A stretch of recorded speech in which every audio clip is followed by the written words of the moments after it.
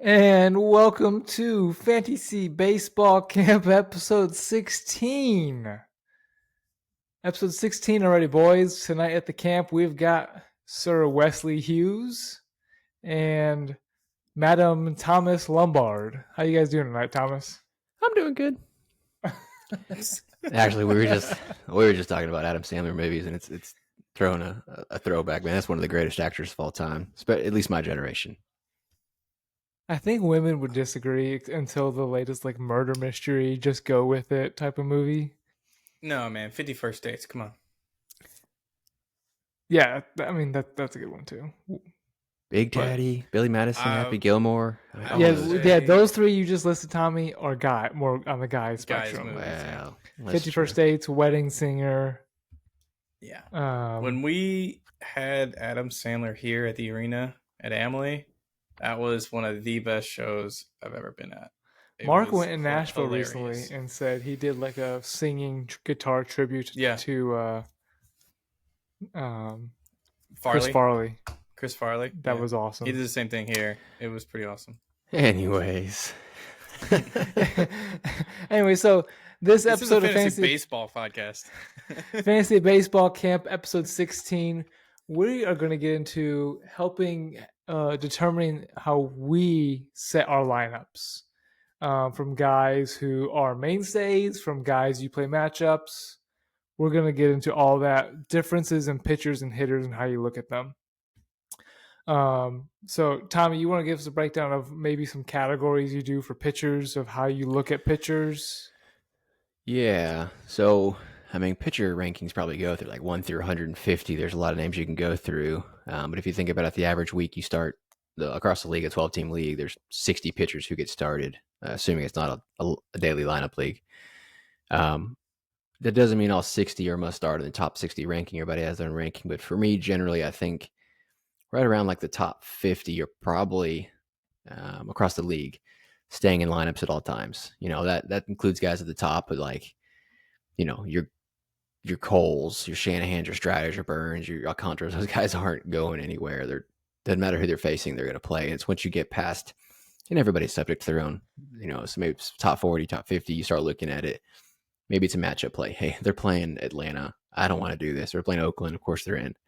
And then you get your 2 start weeks. Maybe guys that are more fringe, but they're 2 good matchups. It's an Edward Cabrera. We talked about it before. I kind of don't want to roster him, but he's playing Oakland and Colorado at home. Like, yeah, maybe I'll take the shot on that. And then just hold on to guys who I think they're still worth rostering, but the matchups aren't good. And then you can probably, guys, why am I holding on to this guy? I'm never going to start him. We can probably drop him. And that goes the same for pitchers, or excuse me, for hitters. That was pitchers that I covered. I want to talk about you said top 50 ranked starting pitchers or guys who are mainstays. I mean, are those even let's just say the bottom 20 of that, 50 through 30? Are you saying it doesn't matter who they're facing if a top 50 starting pitcher is facing the Atlanta Braves or Texas Rangers in a 1-start week, you're still starting that guy? Yeah, I mean, I think there's an exception to every rule, and everybody's rankings are different too. My top 50 are going to be different from your top 50, and so for sure. But in general, maybe call it 45, maybe top 40. But there's a big chunk of guys who aren't moving out, and so some guys who may fall into that category would be like Charlie Morton's, Bryce Miller's, Chris Bassett's, Hunter Green's, Jesus Luzardo's, Nestor Cortez's, Eduardo Rodriguez, Nathan Eovaldi, Justin Steele. Some of those guys you could make the argument, like maybe Bryce Miller's facing Atlanta this week. Maybe sit him because he's unproven. But for the most part, like, who are you going to start in place of these guys unless it's an awesome 2-start week matchup that you'd rather have? And so I think not a 100% rule, but a 90% rule, you're always starting these top 50-ish starting pitchers. I think the tidbit that we're leaving out there is in 12-team leagues, you don't have better option. Pitching's thin.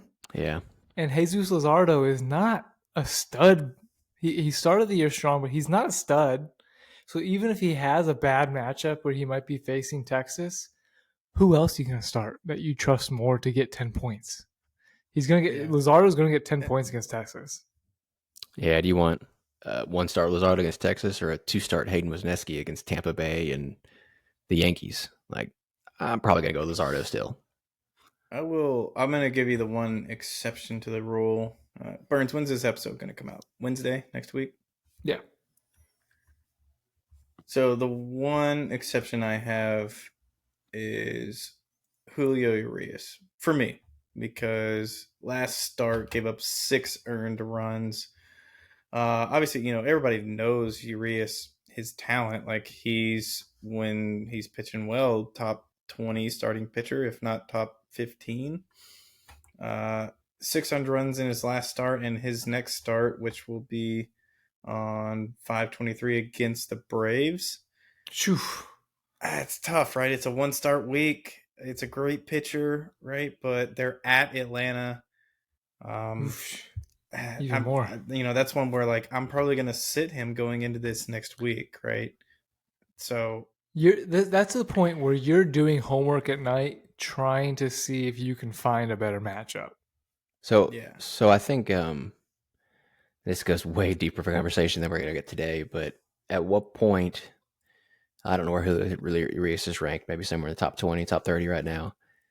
Not after his last start. Yeah, so my logic isn't 100%. Like I said, I think there's exceptions to every rule, and I think you're bringing up a good point. If a guy's just on a cold streak, and maybe you can start him, maybe you'd rather start one of the fringe guys. But the other flip side of that is if a guy continues to be bad, and he gets bad and bad and bad, like Alek Manoah is a great example. He started out probably a top 25 starting pitcher on the year. I don't think anybody's ranking him inside the top 50 anymore. So just because they were a top 50 doesn't make him anymore. There's no way Alek Manoah is starting on anybody's bench, which makes him not inside the top 50. And Urias is not there yet. I wouldn't put that on him, but he's not a top 20 starting pitcher right now. So at some point he does become maybe number 51 and now no longer fits in the rule of must start. Yeah. And I feel like I go about hitters differently than pitchers, which most fantasy players would, right? Because hitters, they play every day, so you got to see who they're facing every day, whereas pitchers you got to dig in a little bit more for them because, depending on who they're facing, what lineup they're facing, where they're pitching, right? A lot of times you don't necessarily worry about all of that for hitters. For me, hitters, it's a little simpler. It's just, hey, who's hot right now? The only other thing I typically consider is if it's a left-handed hitter, like how many lefties is he facing this week? Yep. Like that. I'll go into that. But, circling back to the pitchers, there's more that goes into deciding starting a pitcher than hitters. Yeah, I agree with that 100%. I think a strategy that I've always tried to follow is I really try to avoid streaming hitters at all possible. And I try to get the best starting infield, outfield, and catcher I can get and leave them there the rest of the season. Obviously, injuries happen, better guys show up, whatever it may be, but I'm not looking to play the game of like, oh, let's put this guy on my bench in favor of Nolan Gorman because Nolan Gorman's facing 3 lefties, he's not going to play. And because what ends up happening is I'll bench a guy, it's the wrong decision, and I get mad because their points aren't scored. So basically in every league I play in, for the right or the wrong, and strategies are there, I have 0 to 1 bench player for hitters, and I have 4 to 5 starting pitchers, so I can stream better options and find 2-star pitchers and maybe get lucky and find a breakout like a Bibee Miller type of guy. So I agree with you there, Tommy. Keep the minimum number of starting hitters, but I want mainstays still in my starting pitching lineup. I go with more mainstays starting pitching, and then I keep on the bench a depth of pitching because injuries happen so much more to pitchers than they do hitters. I feel like it's easier to trust a hot hitter than it is you see, when Bryce Miller first came up, you didn't know what to trust with him the second and third start. Starting pitching is so much more fringe, I feel like, than it could be hitting. So we have the same lineup structure and construction of depth at starting, but I'm going to give more value to my starting pitchers, as I think starting pitching is harder to find. Yeah, I agree with that. I didn't mean to, if it came off the wrong way. I'm not saying get the best, have top You'd rather 5, have the better hitters than better pitchers, though. Not in this year. It turned out to be that way. I didn't mean it that way. I just meant to have solid guys. Maybe it's a top 10 third baseman. Maybe it's a top 8 second baseman. Just have solid guys and not some bum. Like no disrespect to Brett Beatty, but he's not getting full playing time. I don't want him in my third base spot. No, give me someone who's going to play every day and give me respectable points. I agree with you. The pitching, you need to have as good pitching as you can. It wins leagues. But I want somebody who I can leave every day and not have to worry about. He doesn't have to be the top guy at the position. Hopefully I didn't misspeak that message. Yeah. What do you think, Wes? I would... that's tough. I like to play matchups, personally, with pitchers. That's why Wes is always... When we get the email from CBS every week, Wes is the one that's getting shit on. That, hey, you should have started this guy, and it would have. You would have. Because Wes is that coach. Wes is that manager that plays the matchup, so he's moving players in and out a lot. A lot of coaching decisions, probably. Yeah. Let's look as you're talking. I got a bone to pick with CBS. All right, like they trash me every week, and it's like I gotta go look and see where I'm at. Typically, I'm in the positive, but you're in the top 5 of coaching decisions. Yeah. And you've made 4 coaching risks apparently, and 3 were correct, and it earned you 10.5 points. Yeah, take that, CBS. That's probably not a lot of points. But, Tommy, you have made 5 coaching risks. Only 2 have been successful, and it's cost you negative 33 points. Yeah, and all of those have been starting the wrong starting pitcher every week. It never fails. I end up with a 30-point guy on my bench. Never fails. Yeah, I think that's where you typically go wrong the most, right? Like starting pitchers are more volatile, but I think to Tommy's point, I would want someone in my lineup where hitter-wise that I can set and not worry about for a week or 2 at a time. Because, for example, right now I'm trying to decide whether to start Julio Rodriguez or Xander Bogaerts. Xander's on a down. You should probably trade one of those, Wes. Hey, Julio's on the block right now. I'm just putting it out there. Julio hasn't been great all season. Like he's scored the least points of anyone on my roster as a hitter, which is a huge sophomore slump. That doesn't count catcher. That's kind of a cop out. It's not a real position in fantasy. Yeah, catcher isn't. Man. No, it doesn't count. Not in fantasy. They don't play but 3 or 4 days a week on average. You get outliers, obviously, but yeah, that's why Dalton Varsho was like so highly regarded preseason, because he was going to play outfield and had catcher eligibility, right? That's a cheat code. I know. I will also look at like how many games. So for hitters, right? One, I want to know who's hot, because if a hitter's hot, I don't really care how many games they're playing or who they're playing against or what pitcher they're facing. Like if a hitter's hot, like they're starting. That's bottom line. You have to look at why they were hot, because sometimes you can look at a guy like, wow, he had 4 home runs this week, so that maybe he got lucky with home runs, or he faced the Washington Nationals, and that's why. Exactly. And he had 4 home runs, but 3 of those came in one game against the Nationals pitchers or the Kansas City Royals pitchers, and like I can't buy into that. I would rather start a hot streak than a hot day. Right. Yeah, one day where he had 3 home runs and scored 21 points, and suddenly he's a top scoring position player just because of one day. Well, I think a good example of that, I just recently lived it. I had the decision to go with Josh Young over Nolan Gorman. They both Gorman got third base eligibility. I went with Gorman because I thought he'd been hot. And he had a couple lefties they were facing. He's typically sat against lefties. He came in to pinch hit. They're playing the Red Sox. One night he had a home run, pitch hit. The next night he had an RBI double. So I ended up with like 11, 12 points from a guy off my bench. And now, because he's been so hot, he's playing against lefties 2 games this week. He's played lefties. So he's earned his way into that spot. But I think it's a good point. The guy's hot. Doesn't matter what he's doing. He's not going to play. I knew he was only going to play 3 out of 6 games. And because he was so hot, he still ended up getting points and getting plate appearances. Burns. Stop it. Did you just get it? I just got it. You said he was on the block, man, and you said I should be.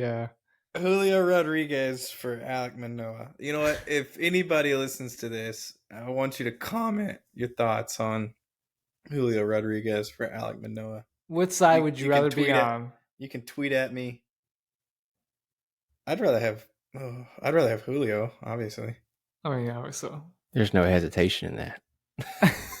Like, hey, if he's on your bench and Manoah's on my bench, let's just give a good change of scenery type of guys. You know, go away, Ryan. Both take off. Go away, Ryan.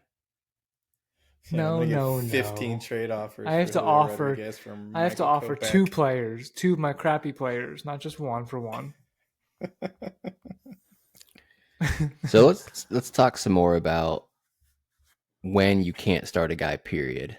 And I think there's a balance between, hey, I can't ever start this guy, and why is he on my roster? We've talked about that in previous episodes, but can you talk me through that, or kind of what's your thoughts there? Run me through it one more time. I was rejecting Burns' trade offer. So one of the, we've talked to the categories of like guys you don't move, guys who you play the matchups, guys who are 2 starts, and then kind of guys who are, I'm just can't start this guy right now at all. And why do you have a guy on that roster if you can't start him? Yeah, I'll give you an example just from like my current lineup, right? I have Jacob deGrom. If Jacob deGrom is healthy, like there is 0 matchup that I'm not starting him, right? If deGrom is healthy, which is rare, truthfully, but if deGrom is pitching, I'm starting it. I don't care who he's starting against or when or where. You want to know the weather though, because if it's bad weather and he slips, he's only gonna go 3 innings against the Royals because that he got can happen hurt. In any start when it's 100 degrees outside with Jacob deGrom. So I would say an in-between guy for me on my roster is like a Jesus Luzardo or a Freddie Peralta, where they're top 30 starting pitchers. And like you kind of have to play the matchup with Freddie a little bit. He's been average. His last start wasn't great, but his next start's against San Francisco, whereas Luzardo's next start is against LA, both in the same day. So my decision is kind of like, well, where do I start Peralta or do I start Luzardo? Like, I'm probably going to start Luzardo there because his last start was better. So that's, he's a in-between guy. Another in-between guy, like right now for me, is Bailey Ober, who's on my roster. He's been really good lately. So I'm gonna do that. Now, the last guy you're talking about, Tommy, like a guy that I just can't start, is Brayan Bello, which I know you and I have talked a lot about him, and I just not quite to the point of trusting him in an everyday role, right? So if you were and we are in different contexts, we're talking about a dynasty league, and obviously he has 4 years to prove he's going to be worth something. If we're in a redraft league, do you have the same logic? Do you roster Brayan Bello? No, and I don't own Bello in a redraft league. Okay. Like there's right.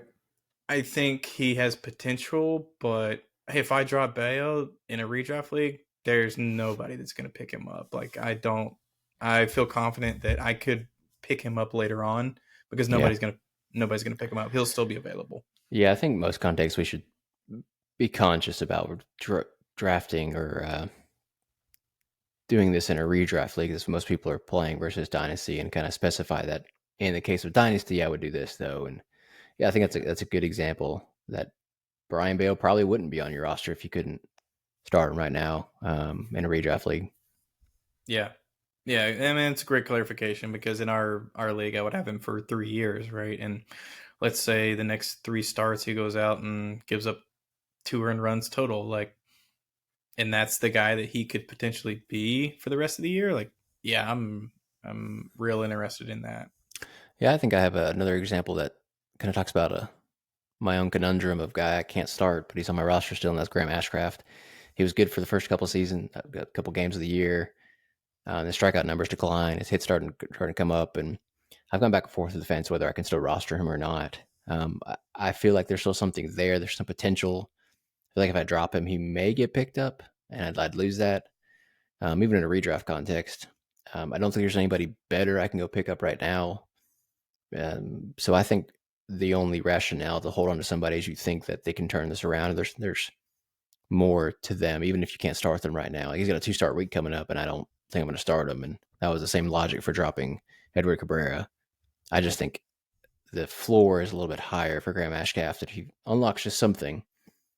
He's worth at least holding on to for now. If more injuries pop up and I need roster spots, he probably gets the axe. But that's my rationale for holding on to him at least. Yeah, if you're gonna take a risk with a guy, you'd rather, I think, take. I don't know. Sometimes you'd rather take the risk to get like a high strikeout guy who could get 10 strikeouts in a game, but he might blow up the most because usually those guys are the kind of guys that walk a lot and can blow up pretty quickly. Yeah, and I think that's the difference between Ashcraft how you and feel. Cabrera, right? Because Ashcraft isn't going to walk as many guys as Cabrera. I think they both can strike out the same amount of people per inning, or per 9, I guess. But no, Cabrera's significantly better at strikeouts. Ashcraft's been pretty underwhelming in the strikeout category, but his command has generally been a lot better. Yeah, but he's also not going to walk 6 per 9. Yeah, and his stuff ranks like 5th or 6th on Eno Sarris' stuff plus on Fangraphs. Yeah, which to me, I understand why he's not getting more strikeouts. So it's hard to figure out. He intrigues me, which is why he's still on my roster. Yeah. So getting back into the hitters part of setting your lineup, one thing that if you have an extra bench player who you kind of swap in and out based on who's hot, I think one thing to really make sure you look at is two things.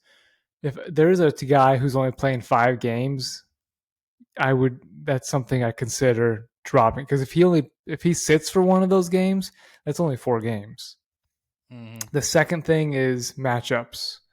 If the perfect example was the Red Sox this week, had 2 tough matchups. And so if you have a Red Sox player, or instead you had a Texas Rangers player, who the Rangers played the Braves, so not the best example, but if you had someone who had a better hitting matchup schedule, that's the guy who you want to start over the Red Sox player who has the tough matchup. So if you get 2 guys that you consider equal value, same skill set, the matchup of Oakland and Washington is going to be started over Texas and Seattle. They're both great bullpens or rotations. Yeah, exactly. Thank you, Tommy. Yeah, I think that's a pretty good way to look at it. I've typically avoided that because I don't have that many roster spots to play with. But if you are a guy who likes to do those matchups, that's a definitely great way to look at it. And it's a coin toss. Guys can be hot and come out of nowhere, but you're playing the odds that facing George Kirby. I'm drawing blanks on those 9 names, but yeah, that's usually when you get stuck with extra hitters who are really good that you just can't drop, and trading is very difficult. So you're stuck with 95% owned type of guys on your bench who no one wants to find the right deal for. Yeah, before I made some trades, I had 4 or 5 outfielders, and I wasn't going to drop them because they were good players. I just couldn't do anything with them. And I did do a matchup here and there before I made some trades to help boost my starting pitching. Well, pat yourself on the back there, Tom. No, I'm saying it's a great real example. Yeah. I'm going to take you guys through my routine to start my lineup on like a Monday. And we're talking about a weekly lineup, obviously, right? Yeah, Burns, you don't need to take notes. You do the same thing, I guarantee it. So, just starting with hitters, right? Like, I'm going to go, and we're talking about CBS. We mostly play CBS. We have some other leagues, but so I'm going to go look at their stats page, and for hitters, I'm looking for what they did in the last 7 days, right? Last period. Yeah, basically the last period. Like, I don't know that the last 14 days means a lot to me, because that doesn't, like, what they I'd did say 2 last weeks 14 ago means doesn't something matter. if the last 7 they had tough matchups. That's fair. Or like if the last 14, like let's say 2 weeks ago, they were very bad, and then this week they were really hot, then I might consider the matchups. But if 2 weeks ago they scored 20 points, and this week they scored 25. I don't know that I'm going to look at anything else, right? Like that player's hot, I'm going to start him. Yeah. Vice versa, if they scored 20 points 2 weeks ago, but they scored 3 this week, like I'm going to look at the matchups, see where you're at, and see what type of player it is, right? If it's, for me, currently Julio Rodriguez, who hasn't been great this year, sophomore slump, on the block still. I'm going to go look and see like who his matchups are, and if he's facing a bunch of lefties, like I'll start him. But right now it's just I gotta see the matchups. Why was that funny? Because I heard you take a photo. Why was that so funny? I was trying to get a preview photo. Because you don't see the phone, you just hear the photo taken, and you're like, "What are you taking a photo of, Michael?" My wife asked for a picture. Okay, but we're running long. Yeah, a little bit. No, I'm just kidding. For pitchers, I want to look in the 14 to 21 time frame. So, like over the last 2 to 4 starts, depending, right? I look at their game logs of pitchers more than I do hitters. Yeah, hitter game logs I don't really look at very much. You look at their last 7. Yeah, exactly. That's a good point. I'm glad you brought that up. The time frame for a hitter getting hot and cold can change a lot quicker than it can frame for a pitcher. I mean, a guy has one start in 1 week, and just because he's a bad week doesn't make him a bad pitcher. So yeah, when I'm looking for pitchers, both for starts and for pickups, I'm at least looking, depending where we are in the season, but 21 and 28 days out. It's like, okay, how have they done the last month? When with a hitter, yeah, a lot can change in 28 days. So yeah. Agreed. And then, after I do that, I'll go look at the matchup specifically, right? Hitter wise, like Michael said, if they got 5 games that week, like I'm likely going to sit that hitter regardless. Unless it's one of the guys that Tommy talked about, where you just don't remove them out of your lineup. Ronald Acuna obviously is not sitting regardless of however many. He can play 3 games. I'm still starting Ronald Acuna right now. Yeah, exactly. And pitching wise, 2-start week guys, start them unless it's like, hey, they're facing Texas and Atlanta this week. I might still sit that person. I think for hitters, you have guys who do like sit against lefties. You want to look at their schedule and see how many lefties they face this week. Oh, only 1? I'm going to start him. Oh, he faces 2, maybe 3. That's half his games. I got to find somebody else. Yeah, so perfect example, right? Period 8, Alex Kirilloff, who has been pretty hot in the last 2 weeks since he came back. In week 8, he's facing 6 righties. That's someone I might stream. I think the best example is Rowdy Tellez. He has like 10 home runs. 9 of them are against righties. Who's he facing this week? Let's go look. Rowdy Tellez. This upcoming week, I guess.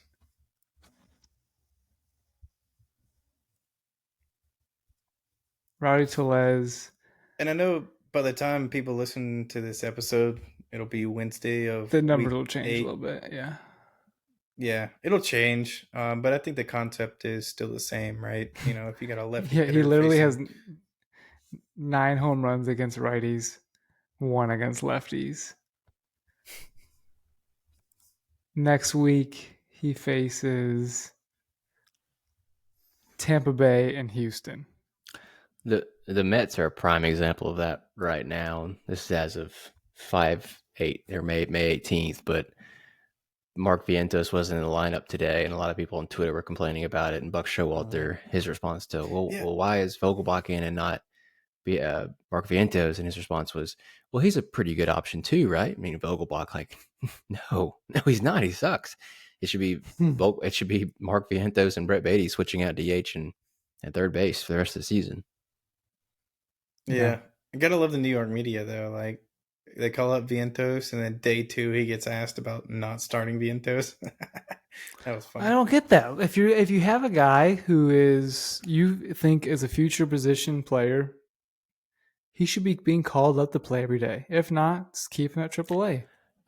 The only caveat to that is I think the Mets need to be in position to win now. They're not let's see what this guy has, let's develop him.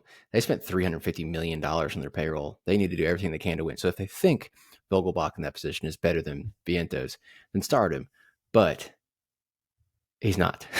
So that's a fair point, but like, why bring him up then? You know what I mean? Like, if that's the case, then like, why bring him up? Like, you already brought up Brett Beatty to kind of give him the job. Like, I think Ian Happ has said he was a very big platoon guy his first 2-3 years of his career. And then when the big exodus happened of Bryant Baez Rizzo and Happ finally got his playing time, he hit his stride. And he said it's so hard when you're being called to pinch hit and that's your hit of the week and that's how you're trying to prove yourself. There's so much pressure on that where you could settle in. Opportunity, I believe it 100%. Which DHing pitch hitting is a hard job. Like the younger guys that come up, and more specifically hitters, because pitchers get their opportunities are once every 5 days. But for hitters, when a young guy comes up and he doesn't play every day, like he's not going to develop, man. Like I don't understand why organizations bring guys up like a Vientos and don't play them every day. Right. That's a dramatic change because think about that, like Vientos, Beatty, whoever you want to talk about, McLean, any prospects coming up right now, their entire life they've been the man. In middle school, in high school, they were the man. In college, they were the man. In minor league ball, they were maybe one of a couple man. They're playing every day. They are the guy to make it impact. They get to the MLB and they're just some lowly prospect, probably pretty good. But they're no longer the man. It's the first time in their life that they are not the best player on the field. Yeah, and so it's a combination for the first time in forever. Okay. But anyway, it's just something you to guys think don't about. have little girls. I got one. That's Frozen. She's not learning yet. That's right. That's Frozen right there. So, all right. Well, you guys have any last notes for helping you set your lineup? Or I think we're going to wrap up this episode. This is episode 16 where we got into strategies of how to set your lineup. What you got, Wes? I got the one last piece that's going to help you set your lineup.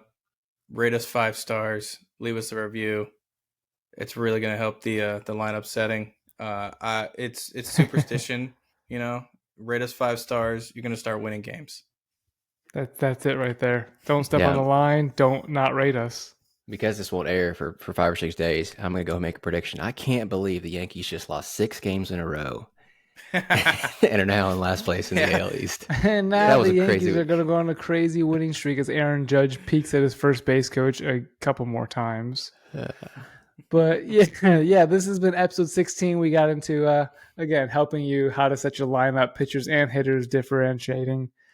And I hope it helped you guys out. Hope it helped you guys out. Hope to hear some feedback. Give us a rating. Shoot us a message. Interact with us on Twitter.